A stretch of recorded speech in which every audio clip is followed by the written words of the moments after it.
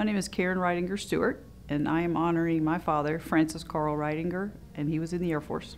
My father served from 1958 and retired in 1982. He was an adventurer. Frank was an adventurer. He did a lot in his years. We actually looked at his hours of flying, and it was over 6 years in the air. Frank flew transport in Vietnam. He flew soldiers in and unfortunately had to fly some bodies out. Very proud, very proud. He stayed as long as he could. I think he retired in '82, but still was on some reserve status. He flew for Delta Airlines and then went into the simulators and did flight instructing for many years. And he flew for Delta for 31 years. After his retirement, he continued to serve with veterans. He worked at the Veterans History Project on Amelia Island, going and interviewing veterans because he wanted to hear their stories. He didn't want them to be lost. He also drove veterans to the hospital. He worked still in transportation as he liked to say, driving veterans to and from the hospital after his retirement. And he retired at hospitals, let me back up. He also volunteered at hospitals in Amelia Island and in Texas. Frank had a sailboat on Lake Lanier for many years. Then he retired on Amelia. He loved sailing and had a boat at the Amelia Island Yacht Basin.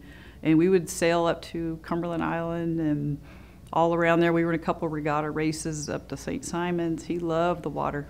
He always wanted a sailboat, and then he just loved that sailboat. Frank was very adventurous. It was rafting down the Chattahoochee. He always wanted us to jump off the cliffs, sailing, camping, playing tennis. He's a very active man, so he definitely pushed us out of our comfort zones to try things. Frank would probably say, serve your country, do the best you can, work hard, and be proud of being an American. Frank was a true friend to everybody he met. He volunteered so much of his time. He was a very giving person, funny guy, loved a good joke. When he volunteered at the Amelia Island History Museum, and they were doing a veterans history project. So he was involved in going out and interviewing these veterans.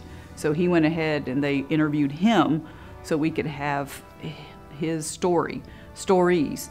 And the Library of Congress, I believe, catalogs them and has them all.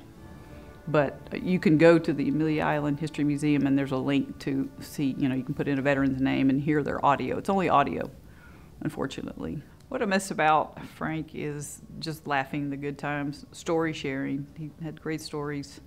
And every time we'd get together, he'd want to go somewhere. When he came down one time, we went to the Delta Museum because he flew there for years. So he was always ready to go learn something new, go see something new. Voracious reader. So I miss just conversations with him.